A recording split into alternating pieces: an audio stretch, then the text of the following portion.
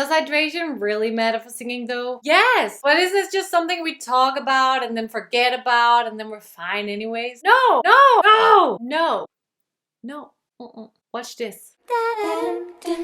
Have you truly tried to make sure that you're properly hydrated for singing? Like drinking enough water to hydrate your whole body for a full week? Because if not, then you're missing out on this minimal effort, free voice booster that's gonna keep your voice in shape. Once you start implementing these hydration habits, not will it only benefit your voice, but it's going to benefit your whole body. When your body is dehydrated, so is your vocal folds, and this affects your ability to sing between different notes, so your vocal agility. For example, your riffs and runs aren't going to be as smooth. It's going to feel kind of sticky when you're moving between the notes. And this also affects how well you can move up to those higher pitches because you need to stretch your vocal folds to reach higher pitches. And furthermore, when the vocal folds are missing hydration, they're also more susceptible to damage from overuse. This is because your vocal mucosa or mucous membrane is weakened when it is not properly hydrated, and therefore it cannot protect your vocal folds optimally against friction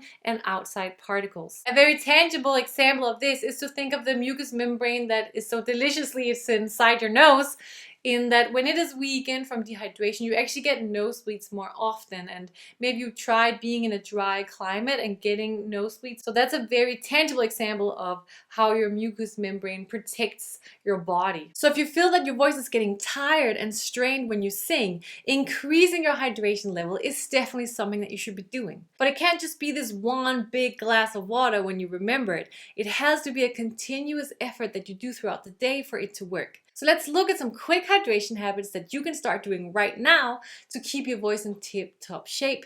Here's number 1. Drink water as soon as you wake up.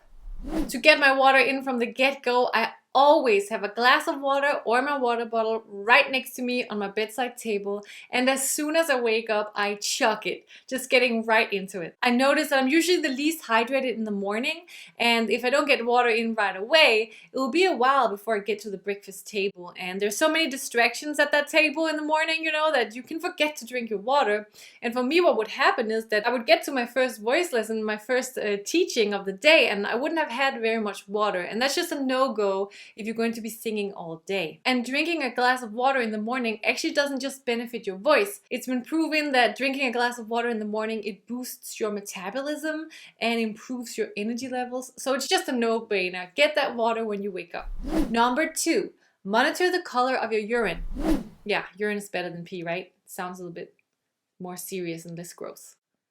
Let me know in the comments. Well, yes, I know it's a bit weird to be talking about, but it is true.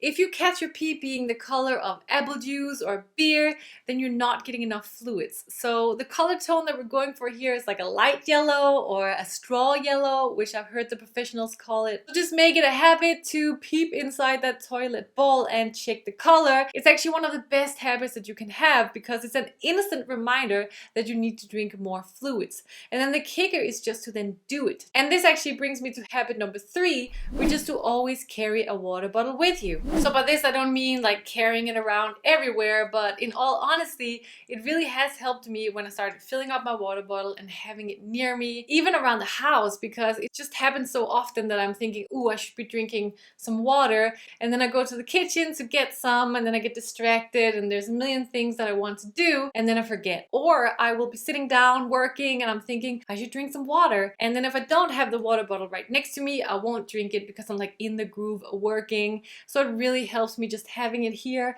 and then I can drink it all the time. We love the Nalgene. It's just so good like to drink from. But if you have a favorite water bottle, let me know in the comments below. I would love to hear about it. It's just like your water bottle as a singer is just such a big part of your life. So it's just fun to geek out on. And I will also link the Nalgene if you want to check it out. We're not sponsored. I just like to geek out on this too. Okay, moving on. Hydration habit number 4. Watch out for dehydrating beverages.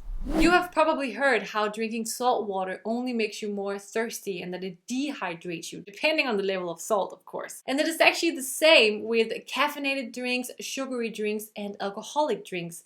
It is because the caffeine and the sugar and the alcohol, it draws water out of your cells. So be wary of the fluids that you consume throughout the day and whether or not it actually hydrates you fully. I used to be a heavy coffee drinker and I still enjoy a cup of coffee in the morning. But I realized that I actually have to keep tabs on how much of the fluid that I'm drinking is actually hydrating me. Because you can feel like you're drinking a lot of water and then when you're looking at it, not much of it is actually water. So that really is a great exercise. Try keeping score of how many drinks you had of what throughout the day. So for example, you might find out, which I did when I first started looking at it, is that you had coffee and juice in the morning, and then for lunch you might have like a sports drink, which is also sugary, and then in the evening you might have beer or wine. And I'll just say right now that it's not like I'm perfect. Like I also still very much love like coffee and a glass of wine in the evening.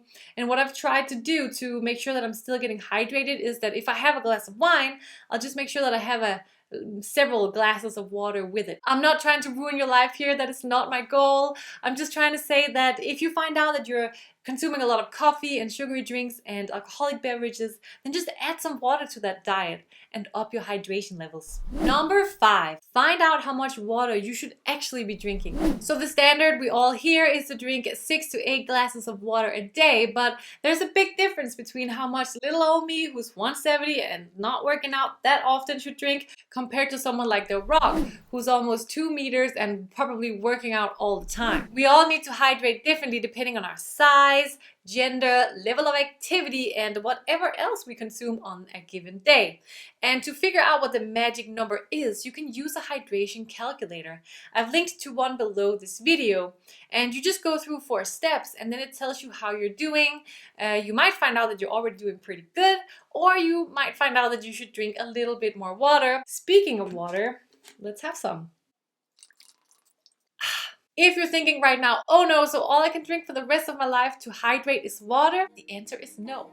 And I actually made a video with 5 drinks that hydrate you but are not water right here. I also made one with 5 drinks that are not so good right here. So go check those out and I'll see you over there where we're going to continue to geek out on your voice to create the sound that you